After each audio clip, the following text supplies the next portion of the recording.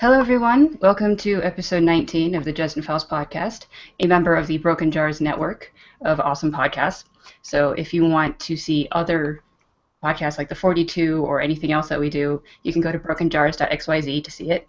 And you can see the Justin Faust podcast stuff at justinfaustpodcast.com, I think. And you can email us at justinfaustpodcast@gmail.com. And then there's Twitter and whatever, but I hate all that stuff. So people we have today is Justin. Hello again. Andreas, back again. Hello. Josh. Hi. And Sean. Hello.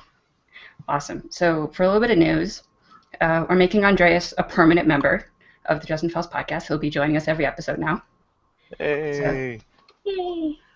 Hey. I was like, he's not just back again. I'm glad you covered it in the news. So. Yeah. I don't know. It seems like back it's for important good. enough. Back for good. Important enough that it gets a special note.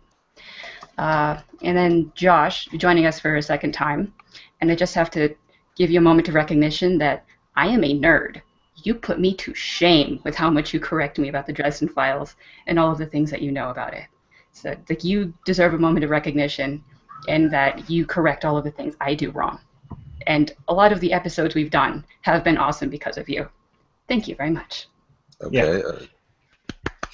Nice. There you go. Yeah. There's nerds and then there's encyclopedias, and encyclopedias are where the nerds go get their information, I think. So you're probably on that level. Yeah. And then Sean, the new guest for today, actually I gave a lot of the work for this episode to him, and a lot of the reason this one's going to be awesome is because of him. And so that's, yay, it's awesome. Thank you.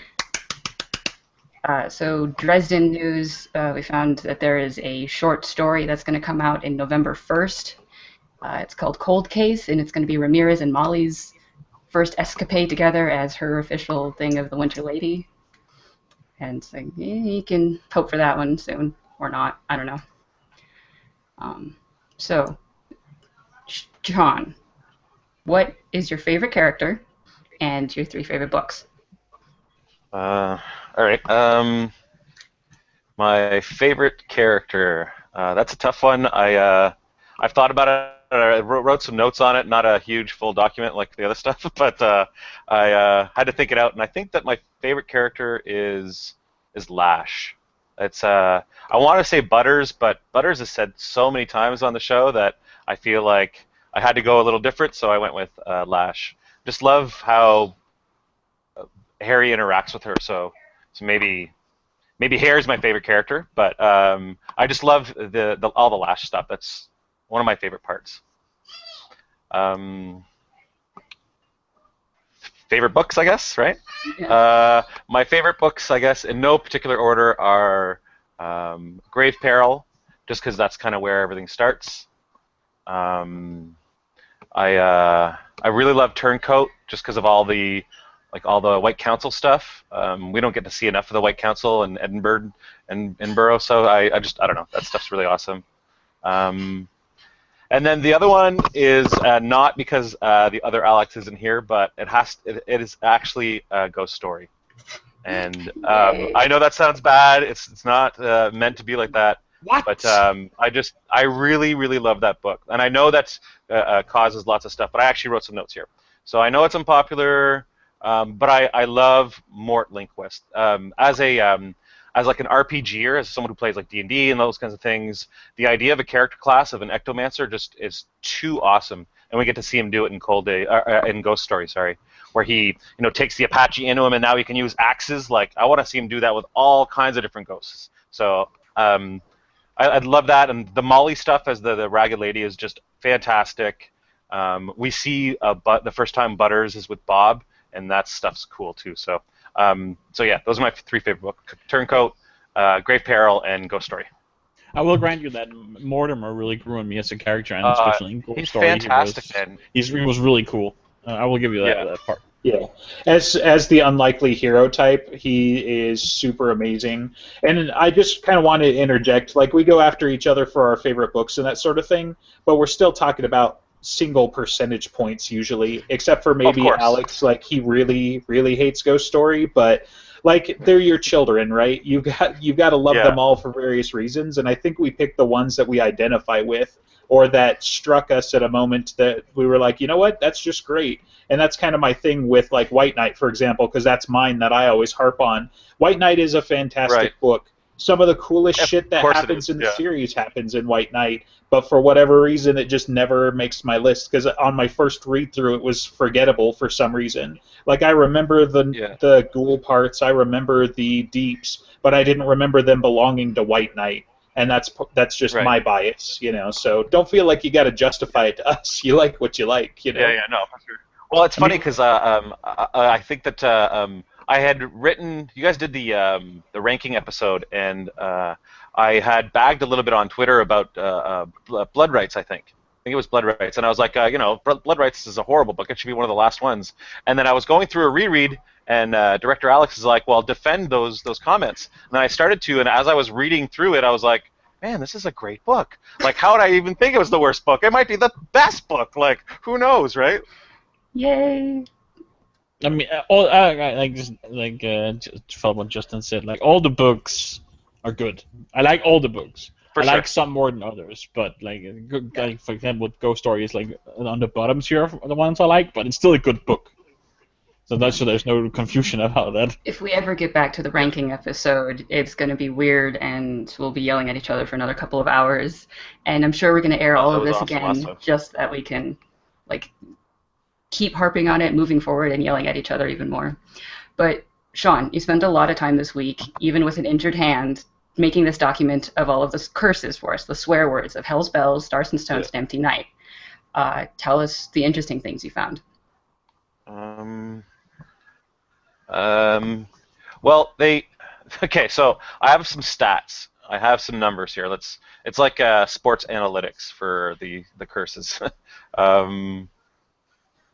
So what I have here is that Hell's Bells was said 73 times total in all the books that we studied. So the first 15, no side stories.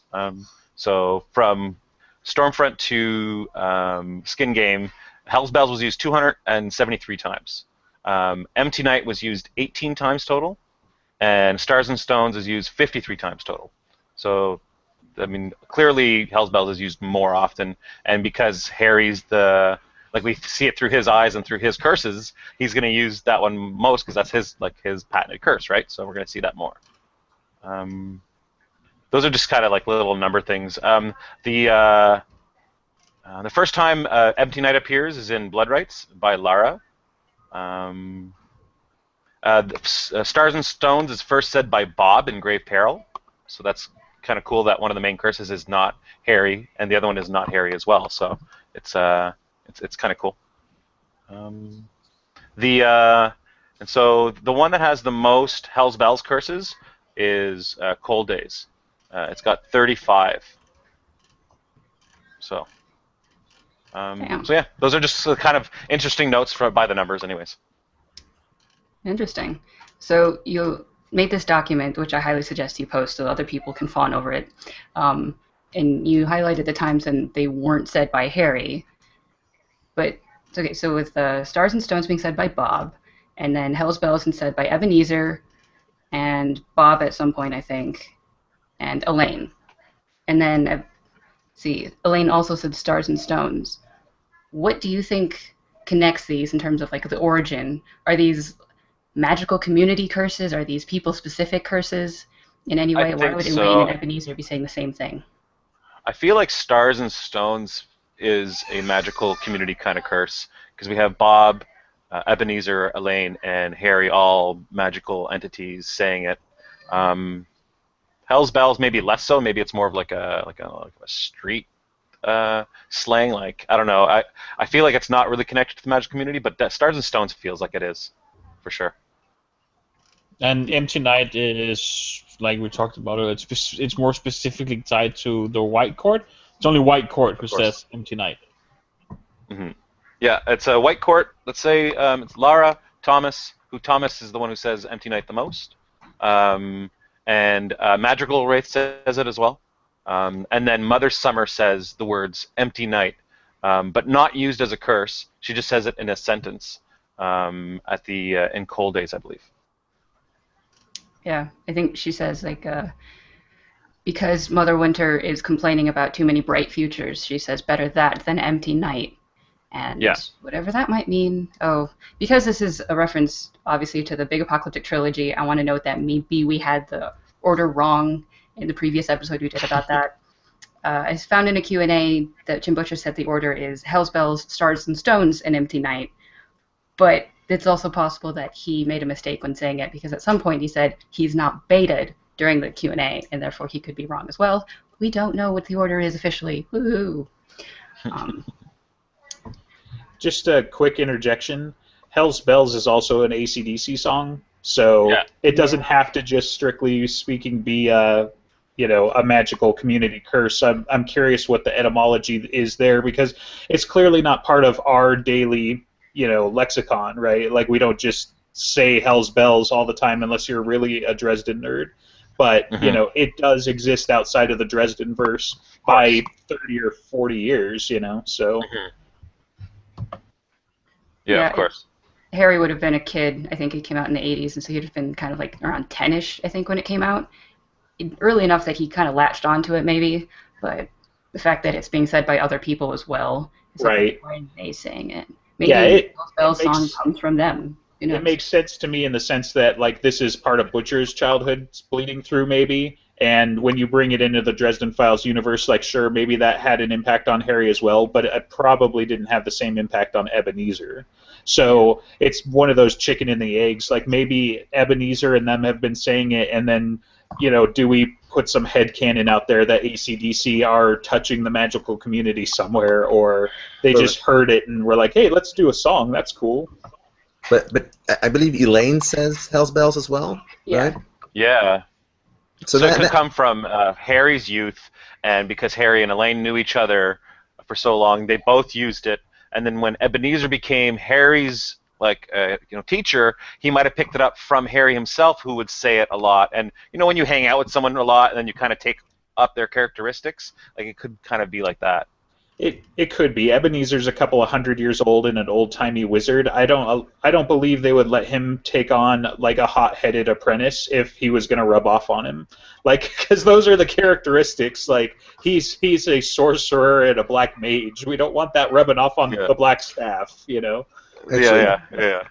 Let me interject here. I think there's a word, there's some, Jim Q&A answer where he says, Harry uses Hell's Bells, but he doesn't know what it really means, or something like that, which implies that he must have picked it up from someone else. I was going to suggest. What if he picked it up from Justin? Yeah. But in what we see, Justin, he never says it. In fact, in Ghost Story, he says that Justin never swore, he never raised his voice or anything, so it seems unlikely he would say anything like that at all. That's a good point. But then how did Elaine get it as well? Exactly. Da da da. Okay, or maybe Justin never swore, but when he said Hell's Bells, it made such an impression on him, and that it made it that much stronger. He picked it up that way. That's right. possible. Oh, there you go. Maybe he only used it a couple of times, but those instances were really meaningful, so they stuck with Harry or whatever, and Elaine as well, I guess. So Harry, got Bob from Justin. Does Elaine know about Bob? I mean, I don't know. I was going to ask that. Maybe it comes from Bob. I would assume maybe it comes from Bob.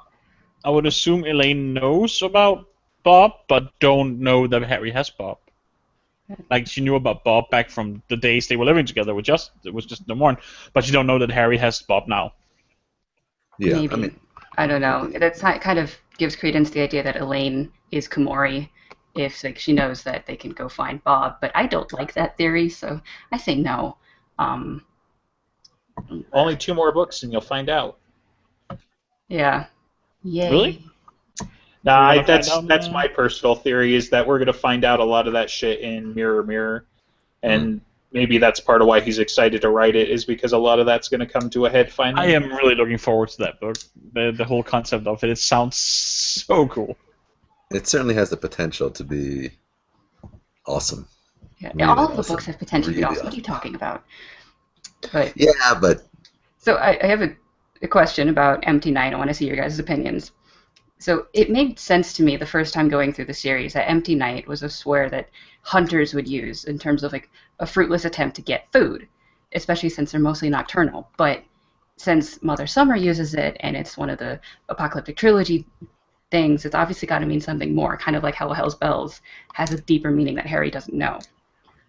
And Lord Wraith has this hidden library that no one is allowed to get into, that's only mentioned once in Blood Rites and never mentioned again, and he's in connection with He Who Walks Behind. And the trilogy has to do with the Outsiders and all that stuff. So, did you think that the White Court could be using Empty Night as a swear because of Lord Wraith's involvement with the Outsiders? Interesting. Yeah, that kind of jives along my line. My initial thing was that it was maybe an Oblivion War swear, but the fact that Madrigal uses it as well implies that it's more kind of a, they're all connected to Lord Wraith, and obviously Lord Wraith has an interesting thing. Can I throw in my? So there's another quote from Lord Wraith, which Thomas says, they've made us always, when he talks about love. So this is a quote that Thomas says, "Oh, Lord Wraith makes us all memorize this," and then he quotes it, and the quote goes as follows: "Love is patient, kind, forgives, trusts, supports, and endures, never fails. When every star in the heavens grows cold, and when silence lies once more upon the face of the deep, three things will endure: faith, hope, and love. And the greatest of these is the love." I finished. That's Harry saying it's from the Bible. Okay, so the thing is, yeah, it's also the swords. So it's also the swords, which is kind of very interesting because that's also very apocalyptic. So the thing is like this: if you actually look in Corinthians, he says, "Oh, here, 1 Corinthians chapter 13." Thomas confirmed. I paraphrased. Father makes us all memorize that passage. Okay, so Corinthians is, if you look in Corinthians, there, it's not what it says, right? And in fact, if you look at some of the other parts of it, so it says, "When the star in the heavens grow cold." Every star in the heavens grow cold. The idea that stars can grow cold is actually pretty late. It certainly wasn't biblical, right? The sun can grow cold, maybe, but the stars are just little pinpoints of light.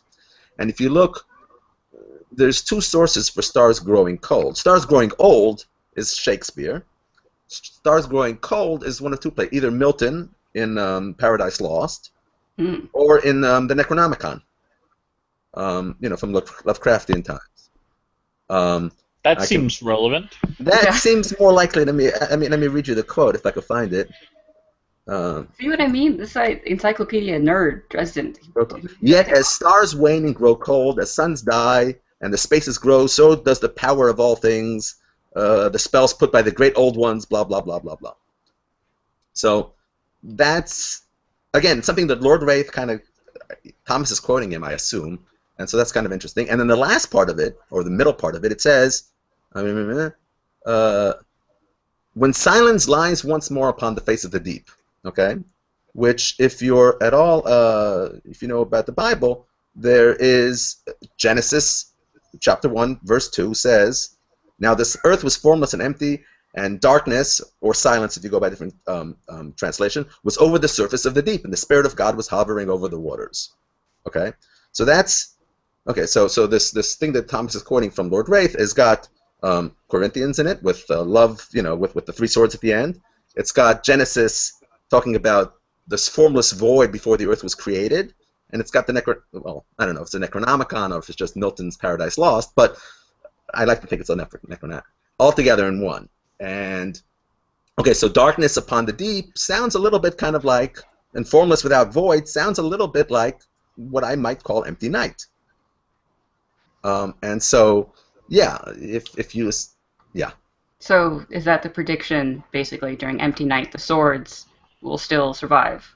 I don't know. So, okay, so that's kind of the source I got, right? You got Thomas, he's got this thing, and it sounds a little bit darkness and formless void and all that. Sounds a little bit like Empty Night. So one can do, there's one or two ways to go. One way to say it's the outsiders, right? And so before creation, it was all outside, and God created inside. And Empty Night is the threat of outside coming back in, and we're all gone. It's all gone back to chaos.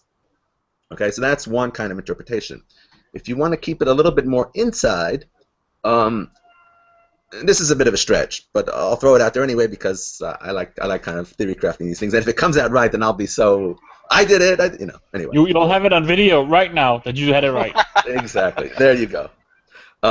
So it goes like this: is that if you think about mantles, right? We know that we have this thing about Hecate turning into this three, all the winter, the summer, mother, the whole thing. We have mantles splitting and joining and so on and so forth. And they're also apparently very human-centric, okay? In the sense that, Odin becomes Santa Claus because that's what everyone believes in and so on and so forth. And so what did the mantles look like before humanity came around to kind of give them form and shape? And so if you think this is sort of a kind of primordial mantle, mother of all monsters or something like that, there's a biblical thing of Lilith, source of all vampires or whatnot. If you call that empty night, because it's just this formless energy that's waiting for humanity to kind of shape it and give it form, then okay, so then what happens? An empty night means it's kind of all the mantles kind of combining into one big super mantle back into this original source thing. And it's kind of like saying when a human says, "Oh God," right? So a monster would say, "Oh, empty night," because that's where the source of all the power comes from. That's kind of my mother, or my right? So it's a similar type of curse maybe, and it's a cutesy idea. So the idea is that empty night refers to somehow all these mantles combining into one formless piece of energy that Dresden has to contend with at some point. Interesting. Oh, yeah, that's cool. It's got a lot of food for thought now. This is you put so much effort into this, dude. Seriously. No, okay. It's just the quote, and then Yeah, but come on, encyclopedic. Take the title, okay? It seems like the Mother Summer and Mother Winter refer to them being at the last time Empty Night was around, or maybe the first time or whatever. Because in that quote where they talk about that empty night, when she says, where is it here? It's in Cold Days. Where she talks to the Mother Winter, and she says to her, better that than that empty night. So, like almost saying, like, remember that time where there was the empty night? Like, better this than that because that was horrible or whatever. I see. So it's definitely referring to a moment, I think, too, right? Yeah. For all of you guys, it was the last apocalypse. For us, it was a Tuesday. Fuck that Tuesday, man. That was a really bad Tuesday, but It's a. So the actual quote is, "Even you must think better than that than empty night." So, yeah. And a little side tangent with the mothers. Something I realized the other day that I hadn't picked up on. I'm sure most of you probably had, but I just want to mention it. That they have a lot of different titles and identities with these mantles, who they are, like how Odin is also Santa Claus, and both Mother Winter and Mother Summer are represented in different folklores. But am I correct in assuming that Mother Winter is also Baba Yaga? I don't know enough about Baba Yaga to say, but it's certainly possible. There was the metal teeth thing and stuff. There is actually another book I was reading that was mentioned along with Baba Yaga, and I realized that's exactly how Mother Winter is described, and I was like, I think there was a connection there. Yeah, either Jim mentions it at some point, or a Baba Yaga type figure, I think is what he says. So, yeah. And the Baba Yaga sharpens her metal teeth to eat children or something. Is what I read in this other book that she used, because it's Mercy Thompson, if you know that series. And it is mentioned that the person that is Baba Yaga, that was centuries ago. She doesn't do that anymore. And then I just realized that sounded very similar to Mother Winter with the metal teeth and everything. Oh, yeah, if it was one of her identities, possibly before Winter had to take on this role at the Battle of Hastings, that would be very interesting. Oh, I mean, we're digressing a bit, but so two things about Baba Yaga, if you're going to go that way. One is Baba Yaga is mentioned in the RPG Dresden Files book as a character who's separate from presumably separate from Mother Winter. So Presumably, Sansa was separate from Odin as well. Yeah. well, this is as late as it takes place in the Russian Revolution in 1917, I guess, or something like that, right? Mhm. So I don't know how canon that is, or or whatnot, but if there is a thing there. The other interesting thing is, again, this is one of those. If you look at the passage there, she has 4 sets of false teeth, right? And if you look at the description, my personal thought is that there was the 4 riders of the apocalypse. One of them are completely white. One of them is rotting, which is like his famine or pestilence. And so, yeah, her sets of false teeth are the 4 riders of the apocalypse. That's who she is, which I think is kind of cool. Does she switch out, like, if she is the Riders of the Apocalypse in her way, like, she switch out a mantle by putting in teeth? It's like, I don't Yes, that's what she I does. think I need to put on my death today. Yeah, so There you go. it doesn't quite correspond, but so you might not say it's the 4 riders. It's a different but I like the idea, so that's mine. All right. So as we're getting away and away from Hell Spells and Stars and Stones and Empty Night, we can move into the second part of this episode topic, which is Death Curses, so that I can have the awesome title of Curses. So, let's see, what do you think is possible with a Death Curse? Because, like, as of what we have seen with Margaret Le Fay's and other people's, like, then also like the threats to Binder of like being able to cut him off from magic. What do you think is possible with all the Death Curses? I mean, it's very, very, very loosely defined what we know about death curses, but a lot is possible. A big power, the biggest powerful burst of magic any wizard can do is what you can do with a death curse. When you, as I understand it, use your own soul for as fuel for your magic. So, Is it soul though, or is it just like life energy? Because there's a slight difference. Yeah, the way that Harry described it, I thought, was that life energy. Basically, he's pouring everything that makes him alive into this magic. And so the way that I reason it is that anything is possible in the same vein that any spell is possible. You just have all of the power to do it. It's kind of like what is possible if you took all of the energy from a nuclear reactor over its entire life and poured it into something.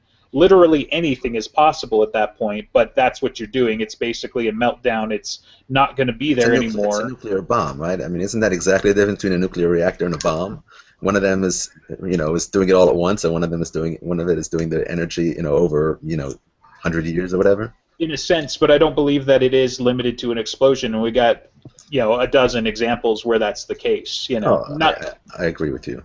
Yeah, so I think that's where it becomes it's pure energy. So the most common form we're used to seeing pure energy is an explosion, but we clearly see that Margaret or liver spots or even Harry has threatened to do non-explosive things with it. But I think Harry in his limited form, that's what he defaults to, because as much as he's a thaumaturgist early in the series, he's very much more an evocationist towards the later part of the series, or he relies on that a lot more. So I mean, a lot of everyone that he's around is also doing the evocation because they're generally fighting for their lives in various ways. I mean, Margaret, what she did is amazing in the fact that it's long-lasting and it's connected to its life and whatever, but I don't know, that kind of blows my mind in a way. But I wonder if you can do something protective with a death curse instead. All of that we have seen has been destructive. But I hate the comparisons, but to Harry Potter, and if you give up your life in order to protect someone, can that work? We haven't seen anything like that. I think that magic is magic, and you can use your death curse to do something protective.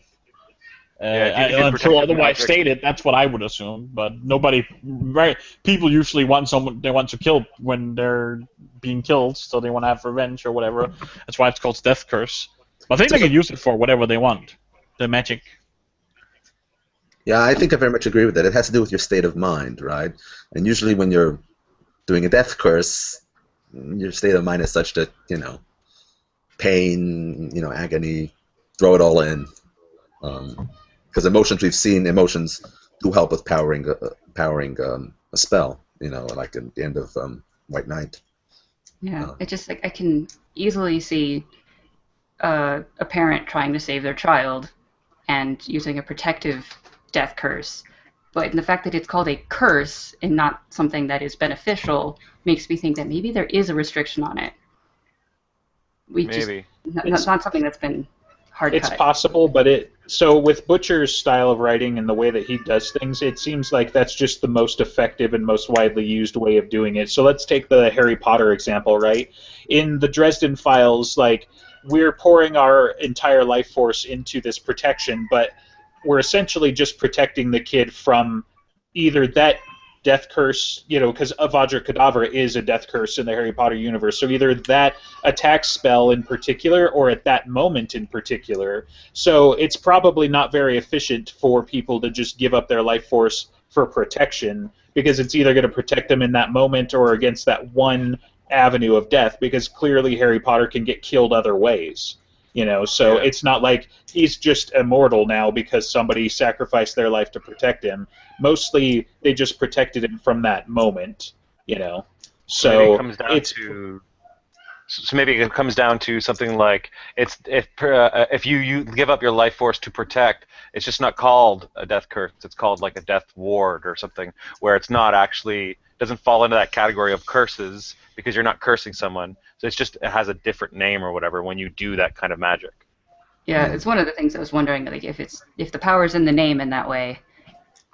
I don't know. You use the same technique just for a different result, I guess. Yeah. Do you think they're restricted to humans?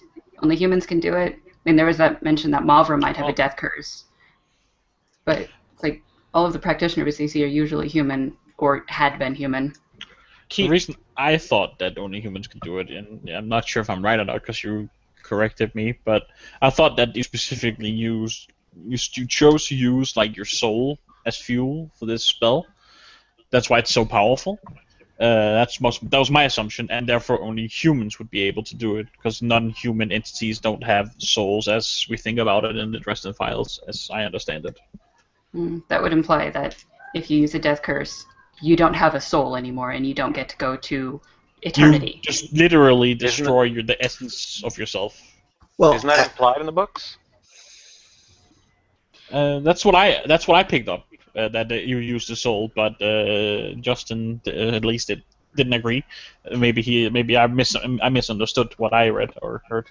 Well, so a couple of things. For the Mavra thing, I think the way that Harry addresses it is that he hadn't considered that she might have a death curse.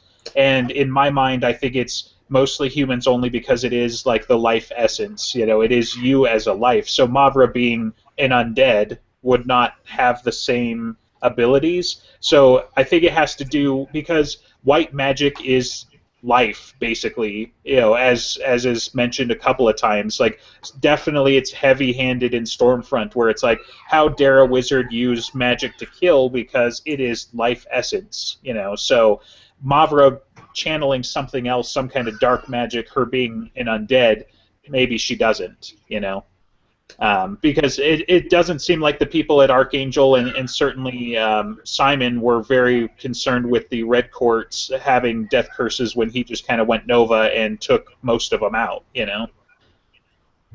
Yeah, and it does make me wonder, like, did Ariana have the ability to do a death curse? When she knew she was dying, why didn't she do it? I mean, denial is a powerful force, but still, she was dying, and she could have done something. But I didn't think that the soul is being used for a death curse. I thought it was just like whatever was keeping your heart beating, but that's not your soul. I mean, I can't tell you for sure, right or wrong. I don't think we have a definite answer on it. That's just the impression I got. Well, the only thing about the Mavra one I was going to say is that it's Ibn Ezra, right? So Hattie didn't think about it. It's Ibn Ezra who says, "Oh, are you worried about her death curse?" And he's like, "Oh, I didn't realize that." So it's the fact that Ibn Ezra is the one who's suggesting it, I think, gives a little bit more credence to the fact that she actually does have the potential of doing that. But I wonder if, I mean, Ariana was able to cast spells, but I wonder if she was sufficiently powerful enough to do a death curse. It's it's like you have to be a wizard in order to do that or something like that. I mean, I got the impression that she was wizard level spellcaster for Red Court. Okay. Yeah, it's like there isn't anything like you have to be of a certain level to be able to do it that we know of. It just seems to be like that's what you can do if you're a practitioner. So like people of the Ordo could even do it if they wanted to, but maybe not quite as powerful. I see. It's like I think an itch I think one of curse. its- You'll be itchy. No, so this is funny. I'm not sure if I've mentioned this on the show. I want to say that I have, but so breaking the fourth wall and doing a bunch of craziness, like talking about the scale of power and that sort of thing. I came up with a theory just for my friends that the reason why you get the willies whenever you squish a spider is because that they're little practitioners, and that's their death curse. Because think about it, like every time you kill a spider, you know he's dead, you know he's gone, but still you're like, he's in my hair, he's on my skin, like my little hairs stand up, because that's their little death curse. They're like, fuck you guys, but they don't have enough power Is to do mind it. magic on From them. now on. I'm imagining that from now on. So yeah, I think it has to do with how much power you have, and people in the Ordo probably it has to do with training as well, because they're not thinking like, oh man, I'm gonna give him an everlasting paper cut, you know. Whereas Dresden or Liver Spots, they have these abilities to at least move things. But what's his name? Anyway, I can't remember his real name right now for whatever reason, but his whole die alone curse, like he didn't have as much power compared to Dresden. Cassius. Oh, Cassius, thank you. So all he's able to do is give it a nudge, where he's like, look, someday you're going to die. It's not going to be today, and it's not going to be tomorrow, and it may not be for 100 years, but on that day, you're going to be alone. All the people forgot to put it in their calendar, and your brother had something better to do that day, so they're not going to come to your funeral. And it's like, wow, that hurts, guy. Like, oh man, I'm going to keep up at night thinking about that, which Dresden did. You know, maybe that's part of the curse, but... I see. Interesting. Yeah. Is a death curse main attribute or main use as a deterrent, so that people don't want to really mess with wizards because of the death curse? I mean, there's Like- definitely that aspect, like what he said to Kincaid, is like, you don't want to kill me if I can't pay up because I could launch my death curse, and that's the vulnerability So of like a the rifle. White Court has like a PR firm installed in them where they're like, we know we can use this magic for anything. We should definitely brand this as a death curse because that'll keep people from killing us. That's a good point. I mean, Harry, it's saved the threat of it has saved his life with Binder. It saved it with back in Summer Night with Aurora. He's threatened other people with it. On Turncoat. What's her name? With an M. Everyone's with an M, right? She kisses him in order to distract Madeline. Mhm. So she doesn't use a death curse on her. Like it's a pretty serious threat there. Harry has definitely pumped up its ability to his foes by making it like, well, the question earlier is what's possible. Well, Harry seems to exude that anything is possible with his death curse. So anybody that fights him, like, you don't want to mess with my death. You know what I mean? Don't get in my face because I can do anything with it. And so according to Harry, what's possible is anything, right? Yeah. So, crazy question. Do you think that the She can do it? Because they are like half of this world and half of the Never Never, and they're magical people all around. It's like, do you think they'd be able to? If they cared to? I'm just We gonna. haven't seen it. I'm just gonna put out the blanket statement that I think it's a mortals only kind of thing. And I might not be right, and the Ebenezer line was a huge compelling argument because dude's been a high mage for a while, and he's one of the senior council. So if he thinks it's a thing, it's probably a thing. But there also seems to be a very sharp distinction between things with magical abilities and actual practitioners. So just because you're a Red Court vampire and you've got these magical abilities and whatnot doesn't mean that you're a practitioner or a sorceress like Bianca or Ariana were. Mavra is very clearly something else, even though Black Court vampires have supernatural abilities, to put it in D&D terms as well. Like, you have innate magical things, but that's not the same as actually being a practitioner. That's not the same as being a wizard. So I kind of get the vibe that it's a mortal thing, but mostly because the sense in how many hundreds of monsters has Harry killed, and we've never once had to contend with a death curse. And maybe that's just been pushed aside because Butcher used it once and he doesn't want to keep using it. Like the whole Ariana thing, he kind of wrote it out by saying, "Oh, she didn't do her death curse because she was getting her nails done and died." So she just decided she wasn't going to do it. You had that with Gravane as well, right? He actually announces it on screen. Oh, we're lucky he didn't use his. He didn't believe he could die. With Corpse Taker, I think that's the reason she was able to come back. I think if she had used her death curse. Yeah, I had the thought, like, if you willingly use a death curse, you accept you were dying, and therefore are unlikely to leave a ghost. At least it makes sense to me that way. Yeah. But, like, with Corpse Taker, because it was completely by surprise, and she's pissed off, she comes back. Yeah. Or she was preparing for it or whatnot. Yeah. So, Right. good question. Unless you want to say something more, Jason. I had one more thing. Because I'm rereading Stormfront and I'm going to go through the series again in my hope that by the time I'm done, maybe Butcher will have a release date. But anyway, that's my ritual. But like, he never, Victor Sells, like, never once comes up that Victor might do a death curse. So I probably think that's just Yeah. because he didn't know it was possible. Because he was just a 2-bit guy that started learning things by accident, basically, with books he got from Barnes & Noble. I would agree with that in universe. Out of universe, I'm not sure he had established death curses as a thing yet. Yeah, I don't think so. Oh, yeah, that's possible, too. Yeah, I agree with that. I mean, I I mean, don't know, he might have, considering, like, Margaret and everything. I don't know. Could it be that you have to learn how to do a death curse? That it's more than just.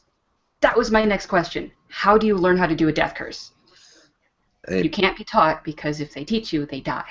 No, but they could teach you the theoretical. I mean, think about this. If you were like an up-and-coming warden, right? Mhm. And they say, by the way, you guys, you're a warden. At some point, you're going to be fighting for your life. Think right now what your death curse is. Think about your power levels and what you can do, because when the time comes and you're bleeding out, you're going to waste it. So right now, plan your death curse.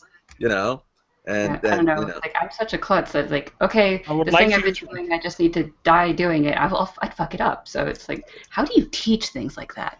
I mean, Well, okay, wardens have some kind of military training because they're more like military police than either just police or military. Yes. Because they do the regular housekeeping, they do executions, they make julienne fries. Like. Okay. This is going to be kind of. Forgive me, everyone, ahead of time. Everyone who's watching this, but there was a news article a while back about a graduating class of some ISIS suicide bombers, right? So graduating class implies they learned how to do it, right? But they obviously didn't actually pull the trigger, because otherwise there would be no point, right? So it's a similar type of thing, right? Yeah, I mean, with that, I assume it's more just, like, trying to train them to be willing to do it, which makes perfect sense, unfortunately. But then there's still the mechanism of how, and I don't know. I mean, I'm a klutz, so I fuck everything up the first time, so. Right. Yeah. Well, what they do is, Lucio Morgan, they get whoever the next up-and-coming warden is, and he says, "Okay, now pay attention, everyone. I'm only going to do this once." So. And you'll have to write a 20-page essay on this. Okay. Right. So wait a minute. So we can segue into the grave peril scene, right? With the almost death curse, right? So here's grave peril. They're at Bianca's party. They're getting mobbed by Red Court vampires, and Harry casts this. He uses everything he's got, and he casts a spell, and then pyro, this and that, and and he burns everyone. And then his heart essentially stops, and Michael is there giving him CPR in order to kind of revive him. And it's been suggested on the forums that, maybe this was like an almost death curse. He essentially put everything he had, and maybe even burnt out all his magic, and Michael's there reviving him because there was a little bit left, and so on and so forth. So maybe you can kind of show someone kind of the mechanism and just not quite go all the way or something like that. I'm thinking that you just, you learn as a wizard to use both your emotions and your body's energy and other energy to cast spells. And I'm just thinking that by knowing that, an extension of this is being able to cast Death Curse, because you know the principles, and then you know how to do it. It's learned by doing, and then it's just an extension of using this energy for that for a death curse. Right. I think it's more the concept has to occur to you than there's a strict, like, okay, this is what you do in case of death curse, like break glass in case of death curse. It's you just basically taking the battery aspect, or the fact that you are a power source and you power your magic through that, and then you know that you can get away with X, Y, and Z up to the point of exhaustion, and if you push yourself further, you could literally die. Because thinking about it again, I mentioned in Stormfront he doesn't worry about Victor's death curse, but in a way he does at least acknowledge the fact that you can put so much energy into a spell that you can die. And so in a way, when he's doing the research on the exploding hearts out of people's chests part, he talks about, if I think literally if I tried this spell I would die. Like maybe to do it on one person, definitely to do it to two people I would die. So he realizes that you can push yourself and your magic to the point where you'll die. And so I think that's, like, we call it a death curse because it's a situation. I'm going to die. I know I'm going to die. In my dying breaths, instead of saying, oh, you got me, I'm mortally wounded, I'm going to say death curse and then explode the entire building. And all of you and your buddies, they all die, and then we remember Archangel, So I think it's situational. I think it's a magical understanding is necessary. Like the Ordo maybe don't grasp their magic to that point because they don't have that kind of power, so they don't think, oh man, could I overdo it? I don't know. That's not even a thought to them. So. Okay. So, what do you think like Death Curse plus Soulfire would do? I mean, like, then you are definitely using your soul and everything, but like, would it have? It'd probably be more effective, obviously, but would it mean things in terms of eternity for Harry? That's where I'm sure. coming from. That using a death curse nixes your possibility of any afterlife. Mm-hmm. Bob seems to think so for Soulfire, so since we only know of one wizard in all of space and time who's ever had the power, it's academic, that maybe you can, maybe it's not possible, maybe using Soulfire to power a death curse nullifies it, because that's not the intent of the magic, because it's strictly speaking a creative energy, not a destructive one, as what's his face? Why can't I remember people's names tonight? But anyway, as the Archangel mentions, so it's got other limitations. He does better with constructs than evocation. Yeah, I don't know why I can't remember names today. It must be. You're talking about Pietrovich, Simon Pietrovich, Archangel. No. Sorry, I'm Uriel, right? Uriel. Oh. Yeah. Like the Archangel. Right. God's wet works, man. Yep. Okay, so another thing of how you do it, do you think you have to have special words for it? I mean, we don't know anything about Margaret's death curse and how she did it, but Cassius just said it in plain English, which could be significant, and like you have to say it in plain language. At the same time, that was definitely not his first language, so it's not his native tongue. But do you have to, I don't know, how familiar do you think you have to be? Is it like a part that you burn yourself out by using plain language in that way? Well, that's why, like you said, will burn yourself out. That if you do it in the language that you normally speak, you don't isolate the spell from your mind, and you can destroy yourself. But since you don't care. you're dying, it doesn't matter. Yeah. But I think you have to say something, because that seems to be clearly established. You have to say something when you cast a spell. I don't know if you necessarily need to. Hasn't Harry said that you don't need to do any of that stuff to cast magic? You can just do it all internally and then just cast the spell. You don't even really need the words. The words are just there to make it easier for you to be able to do the magic. Like You're dying. circles You and have candles to and do incense and this all that within a stuff, right? reasonable amount of time. I mean, it clearly would be easier if you had words, but I don't know if you necessarily I'm need sure. them. I think you're probably right. You don't need words, but you're not gonna change decades to centuries of habit on the spot sure. there, I think. And Right. most of the wizards that are around in the Dresden Files probably would use words, but I don't know if you need them, but they would. I mean, you because don't. they're You don't, used to probably don't, because you don't need a circle. You don't need the candles. You don't need any of the remedies. They're macros. They're representations. You don't have to do things in your head. Well, and just to touch on the point that you said, it's clearly not his native language. That's why Die Alone worked, is because Fuego is not Harry's main language. So maybe his death curse, Fuego Pyro Fuego is what his death curse would look like. He is saying it in another language. Just because English isn't your native language doesn't mean you can't cast spells in English, which is a hilarious thought, actually. That it's like, are Ramirez's incantations in English because his native language is Spanish? And so everyone's like, dude, you don't even speak a lick of English, but then you're like, fire, die! And they're like, that's not wizardry words. Well, it is for Ramirez, because Morgan uses Germanic words, and Harry doesn't even use Latin, but it's his understanding of Latin, Right. I can't even. Every time with the Fuego, I think back to that scene in Changes where someone else uses Fuego in the big fight, and he's like, "Hey, slightly offended. That's my thing." I love it. I mean, for some reason, I don't imagine that Margaret used words, because at the same time, I think she was giving birth. So I don't know how many words you might need for it, how different they have to be for it, or anything like that. It's really kind of hard to grasp with the death curse. Why couldn't it just be starve? And then, internally kind of... Yeah. I don't know. It's also weird.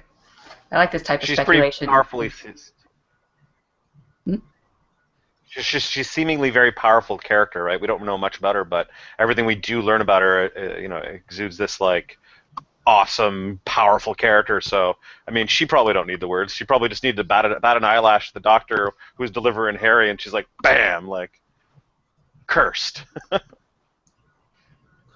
Yeah.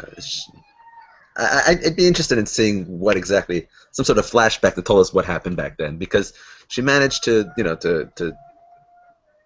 stop the White Court in its tracks, essentially, for the better part of 2 decades or something like that, and as well as make a bargain with the Lalanchi for the ruby, and taking care of her son, and then setting up I don't know what else internally, and maybe she ain't done yet.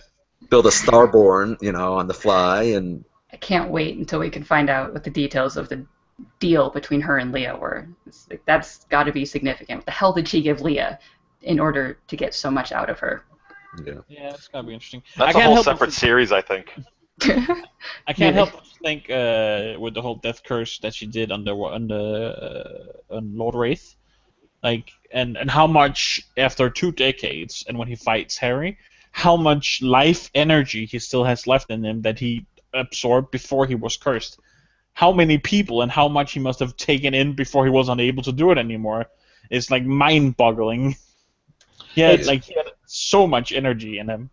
Right. There's a fair thing to be said for that, but then also, what has he not affected in the last 20 plus years, really, though? Because if we're saying she did it when Harry was born, or it would have been Harry Thomas, would have been right? about No, 27, 28, I think, in this.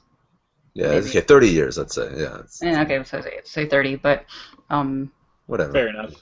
But yeah, so just the fact that she did that to him, it's more like, instead of guzzling power like you see Thomas unleash, he's more like sipping it, for the last while. So yeah, it's both things. He had a huge frickin' reserve, and probably hasn't really cut loose in the last couple of decades. yeah. So I it's was like always just mind-boggled by how much he had. When I thought about it, he was not unable to take something energy in for the last 30 years. So how much had he taken in before that? He must have had this huge reserve of. He must have killed hundreds of people where he didn't use it. Unlike Thomas, who takes a little at a time and never too much, and even Laura, who they seem to be moderating themselves somewhat. He just takes, must have taken and consumed so much. Yeah, it's like how much he must have had and saved for 30 years or so in order to fight at the Deeps and Blood Rites, and then how much he spent, and just how starving is he? he's barely able to survive, it seems, and he's not sane. He's being controlled by Lara. But I just thinking of Bob and saying, like, if they don't feed, it's going to take over, and he's going to try to do it, and he's going to, like, lose control and probably kill someone, but it still That's a won't good fix point. How anything. much is left, and how can he go on? How much more time can he go on? Yeah, because he's going to start, like, disintegrating, and I don't know. It'd be weird. So, do you want to do something a little obscure or absurd? Because Josh added this question of, like, could Simon Petrovich have faked his own death at Archangel? But there's this theory that he is Cal, right? Yes, proponent. I like that. I don't think that. I don't like that. That would be. I feel like it's too obvious, kind of. What's the book that Simon Petrovich wrote? That's cited. He wrote a book. He's just the foremost like vampire. Are you thinking of Peabody? Oh, maybe Peabody's the one that wrote the book. Sorry, that was Leader the Earl King, but that was Peabody. Yeah. Right. Sorry, I got that mixed up. Yeah, and then like the Black Court book really is Dracula by Bram Stoker. Like that's their How to Kill a Vampire encyclopedic entry. As I understand it, the White Court had a finger in that. Yeah, the White Court published or made it get published so that the Black Court would go away. Yeah. Gotcha. Okay. Creepy. Awesome. Yeah. Yeah, they tend to be awesome that way. So, yeah, the idea that Cal is Simon Petrovich relies on the fact that Simon somehow managed to fake his death. And the problem with that is that supposedly they've seen the effects of his death curse, right? And so the question is that either fakeable with just, a lot of damage around, or there was other wizards. There were certainly other wizards. I don't believe this theory, but it could have been another wizard's death curse, or more wizards' death curses, and not Simon's death curse. It's possible, and if you see in Turncoat, one of the arguments is if you see in Turncoat, they're trying to prove what happened. Listens to Wind is there, and the Merlin's there, and they're trying to figure out if they can see the energies to rebuild what kind of magics were cast at that point, right? It shows that their forensic ability is not the greatest, and so here's, a war zone essentially, right? And so, there was a bunch of destruction. They said, okay, it was a death curse. So maybe they took it for granted that that Simon had done it, and in which case, he's really still around. Yeah, I mean, if they were just going off of, like, there is this much destruction, that much magic out of somebody would kill them, it's got to do it via death curse, and then he just was stronger than they thought, and, like, Cal strong and being able to... Or he cheated. He used, I mean, the other option is if he revealed himself as Cal, and he was the bad guy, and he was fighting an Archangel, and everyone's death curse would be directed at him in that way, then easy to fake that way, too. I see. One of the things that it's got me thinking, though, as well, is that we haven't actually seen a Lich in the Dresden universe, so what if he poured all of his life energy into this curse and transformed himself, and one of the byproducts is an unleashing of this energy? Like, there's nothing necessarily identifying Cal as truly human, or still alive, or any of those things. So, I mean, if we're going to go on Crazy Theory Town and say, oh, he faked his death somehow, let's give it a mechanism at least, So maybe he kind of transformed himself. Yeah, I don't know. That'd be really cool because, like, the difference in energy that Harry feels when Cal is doing things. Cal's magic feels distinctly different, he says. Yeah. Not necessarily evil, but it's different, has a tint to it. Yeah, and like that'd be an interesting way to explain that as well. Which would also, like, what I was thinking is, if Cal were Simon and his magic has this feel to him, this sort of negative feel to it, would other wizards not have known that? And also, seeing as Ebenezer is the character I most like, I think he's a very, very good judge of character, and he seems to generally be very fond of Simon and have much respect for him. And I'm not sure that Simon is the kind of character who would be Cal. One of his oldest friends or whatever, right? Like they were like really good friends. Like they're like BFFs or whatever. Yeah. Yeah, but the dark side clouds all. Are you saying that nobody on the senior council had their doubts and reservations about Peabody, and they worked with him on a daily basis? Like, it's just one of those old tropes where, like, there's a traitor in your midst, and sure, you can literally bend the laws of the universe and you can see space and time, but somehow you didn't catch the guy who was signing your paperwork was like the evil mastermind that he was and bending you to his will. It's nigh! So. Right, yeah, the end is nigh, so... Are we yeah. sure? Like, are we positive that Cal is somebody? Can he just be like a bad guy that's just a random bad guy we just had met for the first time in? It could be a completely new character. Yeah, but the way he's covered up and Kamuri's covered up, it's kind of implied that they are known entities of some sort. Josh? Oh, yeah, what were you going to say? It's again one of those things. I believe there's one of Jim's Q&A. Someone asked him, if people guessed already who Cal and Kumori is, and he said yes, people have guessed it, but I keep on telling them no because, I can't confirm. I can't but confirm people that. have done it. So I think so. That said, do you want to hear one of my personal? Yes. Okay. Everybody, take out your tinfoil hats. Oh, we should do that. Yeah. So there was a Rasputin, from Number one. Well, if you will, from what's the name, Hellboy, right? Story, right? Rasputin was this guy in in the Russian Revolution, who his manner of death was interesting. They tried to kill him, and he didn't die, and then they didn't find his body. The story is they gave him cyanide to eat, and then he ate it. They ate the whole cake, no problem. And then they shot him a couple of times, but he was still alive, so they threw him out into the frozen lake. And then they didn't find his body initially, and so they weren't sure if he's still around or not. There's a bunch of these myths about how hard it is. The interesting thing was there was a bunch of people around him. So Rasputin was one of the advisors to the wife of the Tsar, the wife of the Tsar. She was very. He was. I'm digressing too much, but the point is, he had a circle. He had a group of followers and associates who were called Rasputin's Circle.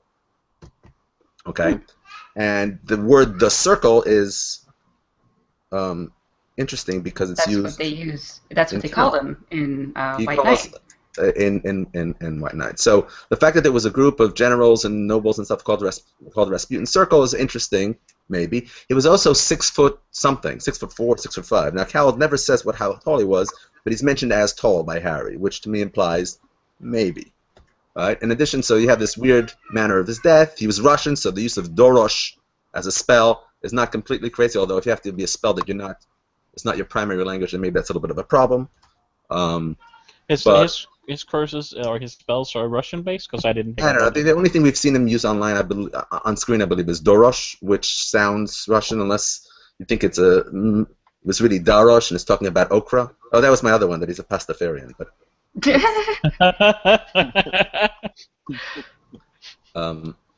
he's a knight. He's a knight of the Kalander, right? And and his noodly bits is very much outsiders because of tentacles. It's like one of these guys here, like a. Yeah. So and that explains why the outsiders are really all the pastafarians, and they're the group of. Okay, that's the digression. But so it's the only thing we've seen him say on screen is Dorosh, and that sounds vaguely Slavic, Russian, maybe. Who knows? And so that's one of the reasons to consider it to be Simon Petrovich, because he was living in Russia for a whole bunch of while. So you have that connection.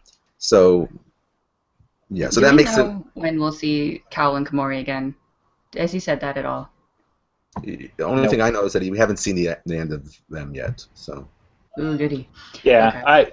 It's a possibility because it seems like literally everybody's going to be in the next book, that it's going to be like Civil War for the Dresden Files, where it's like everybody's trying to fight everybody and maybe allies are fighting each other because crazy town.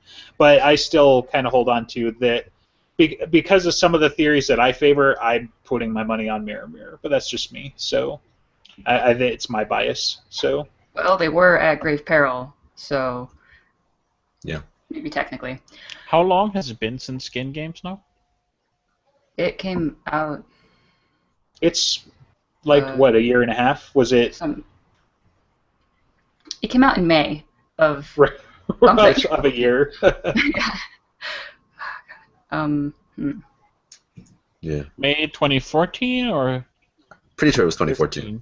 Yeah, it would have had to have been 2014 because I want to say 2015, but it wasn't last year, so Yeah. it would have had to have been 2014. Yeah. And May 24. Oh man, I'm starting to feel the withdrawal.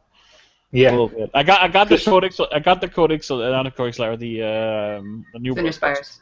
Cinder Spires, Yep. which was really good, by the way. I loved it. To tie me over a bit, but I'm really starting to feel it now. I Yeah. want a new book. Yeah, May 27th, 2014. So, I mean, you know how the withdrawals are. Just go look at your subreddit. So, Yeah. Yeah. especially Yeah. this last week. And then you Yeah. wonder why we go crazy coming up with these theories in order to do something to wring some more water out of this sponge. Yeah. All right. Feed us, Jim. Feed us. Okay, so last question I have prepared, unless you have other like crazy tangents we can get into, is using a death curse considered breaking the first law? Granted, they can't do anything to you after you're dead, but you are using it to kill, possibly. If you use it to kill, it would be breaking the first law.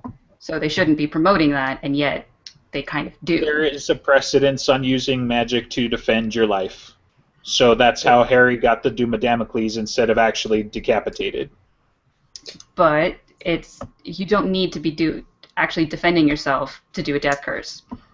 Okay, yeah. Let's say you do a death curse not to defend yourself, just because I don't know. Yeah, because you're crazy. I don't know. Whatever. You're already dead. Then they should chop off your head. They should just drag you in front of the wardens and they should execute you. How dare you do a death curse when you weren't being attacked?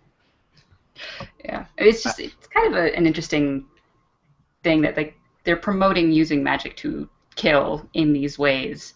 They just can't do anything against you afterward. Well, keep in mind though, like it's not hard for the White Council to make the argument. So you've got wardens. The wardens are there for two reasons. They're there to stop mortal practitioners who've gone rogue, so sorcerers, warlocks, things like that. They're there to fight the creatures that crawl out of the Never Never. They are the White Council puts themselves in the position to defend humanity against the creepy crawlies of the Never Never. They just don't do it as like toe the line as well as Harry does, where Harry will literally go hunt down trolls and fight them. They mostly try and do it through political machinations and that sort of thing. So nobody says that they're training them to do their death curse against mortal practitioners, but like, hey, if you've got 15 ogres and they're about to crush your skull and make you into jelly, maybe this is a good time to break that thing out, So I think it's an easy argument that they can still do the training and be like, no, we never told him to use that against that school bus of kids. We told him to use it against the 15 ogres. Yeah, I mean, on the one hand, like Morgan doesn't use his death curse when at the end of Turncoat there, and maybe we know that he was such a stickler for the laws. Maybe that kind of held him back a bit. That could explain perhaps why, he didn't go ahead and do it, because potentially. The other thing I was going to say was that, maybe it's almost a good thing if using a death curse really means you can't come back, right? Because if you die and you come back, Harry's done it. Obviously, that's paperwork at least. If you can't come back, at least we're pretty sure you're gone for good, and so then maybe that's kind of. That's why it's okay. It's like, okay, fine, yeah, you did it, but at least it's almost safer that way. I'd rather if you're the kind of person who's going to use it, I'd rather use a death curse and not come back than come back as a ghost and haunt me, right? Or maybe run for office because you're older now than everyone else or something like that, right? Oh, that's good. Running for office. I wouldn't care about using a death curse to break the first law. I would actually try to break all the laws in my death curse. Like go back in time and invade someone's mind, kill them. And turn the Merlin into a toad. Yeah, turn the guy into a toad, then invade the toad's brain with the magic. Which laws do Harry still need to break? Time travel, technically. Presumably, yeah. So He's done actually, mind magic? Outer gates. Has he done mind magic? Or Well, yes. Molly has, so it's kind of like it's been broken, and you've seen it. It's just Right. like maybe not Harry has to do it. She's his apprentice, so technically he's responsible for that because he took on the same level of responsibility Ebenezer did as well. So they would have both got So their it's like heads he did it. Yeah. So that one might be a technicality, but Dresden loves his technicality. So. Yeah. It- Okay. yeah. And even better, I mean, he technically told Molly to do it to both him and her in changes, so Yeah, that's it. That he Yep. broke it then, even though Yeah, he was willing for sure for it. But Well, if he was willing, though, it wasn't. If he was willing, then probably it wasn't breaking the law, right? Because Well, No, it's still breaking the law. it could be The like he law was don't willing care if for you're it to willing or happen. not. He was willing for it to happen to him, even though she was casting it. She might not have been willing to do it fully, and that's like it caused pain for her, and therefore it's a whole messy situation, and I love it. But like, yeah, that counts against Dresden. He broke it then. right. Part of the warden's doing it is that obviously it's bad when it's done to somebody, but Dresden brings up in Proven Guilty a lot. It comes up that magic, the reason why black magic is so bad isn't just that they do bad things with it, but it warps them. You become, you start to think that it's right, and you start to see that as the only option to do it. And that's why warlocks and sorcerers are so dangerous. And he starts to be like, look, he's 16. He probably could have been rehabilitated, but he's starting to kind of come over to the warden's side where it's like, yeah, sometimes it probably does need to happen. But not to Molly because, she's my best friend's daughter, and I'm not going to let that happen. So. Right. Also, he can't take on every single warlock under the Doom of Nemesis. That's impossible. Yeah. That's the only way to pardon, I guess it is now, to get someone pardoned for breaking the laws, is taking them on yourself. Yeah. And there's no other wizards, maybe except Harry, who would be willing to do that we know of. yeah, I mean, yeah. Was you gonna run like a Hogwarts for warlocks? You could imprison them, though. I mean, we have precedent of the manacles that Right. protect against magic, right? So you could, and it doesn't have to be. We've seen it, in Skin Game. He puts them both on one hand, right? So he has his hand free. So you put Yeah. both manacles on a person, and they can't take them off themselves, I believe. But then you get this issue of like these wizards will live for 300 years. Will they if they can't use magic? What their magic? Probably. They 'Cause can't take a look actively at do it, but Is they Charity can still... going to live for 300 years? No, she gave up her magic. She gave it up, but it's not the same thing as She wanting didn't to. go Can't. to use it anymore, and it went dormant. Now she can't use it anymore. Yes. She hasn't tried. Well, But presumably, it's the usage of magic that makes them live longer. So, if they can't use it, they probably wouldn't live longer. But they'd still be like having the magic still inside them type of a thing. It's just that they can't exert it outside of them. So Right. they'd probably still be living for 300 years, and you just need to keep them in prison for that long. And By the way, it's gonna be some Oh. bitter ass warlocks. I mean, Yeah. that don't seem a good way to try and rehabilitate people. But your alternative is to kill them, essentially. So you're saying I'd rather. I mean, it's a morality thing. We're not, we're kind of, again, we're digressing here, but it's a morality thing. It's like I'd rather kill people because keeping them, for 300 years trapped is just not very practical. So it isn't practical, and if they ever got out, the first thing they'd do is destroy everything. So it's also extremely risky. Arkham's Asylum, right? That's kind of. I do know a guy who runs a magical prison, though. That's true. But no, Yeah, I there is wouldn't. I wouldn't hope that for any human to be locked up out there. Yeah. Well, Yeah, just keep in mind that those prisoners, the Negloshi, are in the low security wing, so Yeah. they're the lead. Yeah. Yeah, that 16-year-old warlock is like, you don't count. You're not dangerous enough to come here. All right. Do you have anything more on death curses? Are we done? I think we're. do you want to be done? No, but it's like we should. We can't talk possibly forever. The episodes will just be like, you're not gonna be Yeah. hours upon hours. Oh, we could do entropy curses. There's another kind of curse. I mean, like that, as into what they could be done or something, or just like the fact that you're using somebody else's like life, I guess, in order to do it. That's interesting. Entropy curses are hilarious. That's all I need to know. So. That is one of my favorite scenes with the turkey falling. Right? For Oh sure. my Like God. for my next trick, anvils. It's like, come on. God, that's so good. I should go back to that book again. I usually start, and then when I reread and I don't do the whole thing, I do some of the later books because there's more meat to them, more bigger magic, stuff like that. But some of the earlier ones, this one in particular, is actually really funny. You are a heathen, and you should start at the beginning like a purist. I always skip the first 3 books no matter what. If I do a full reread, I still skip the first 3 books. You're a You monster. heathen. Wait, and you're making him a regular on your show? Well, Alex does the same thing, and he started it. Okay. He's grandfather then. Yeah. So, okay. I think it kind of coming to a close. Again, you can contact Dresden Files people at DresdenFilesPodcast@gmail.com, at DresdenCast on Twitter, and I don't care everything else. Gotta hate the plugging. And we're part of Broken Jars Network, and you can see all of the stuff that we do there at brokenjars.xyz. We're going to be doing a bunch of new things, like the 42 podcast is already up and going and constantly doing things, but we're going to possibly do a thing of guilty pleasure movies that are really shitty, but you love them anyway. And Jacob of 42 and I are going to do a fantasy writing podcast at some point, and that's like we're all doing some sort of weird stuff that aren't Dresden specific, and you can check it out whenever you want. So say bye, everybody. Bye. All right. Thanks Bye. for having me.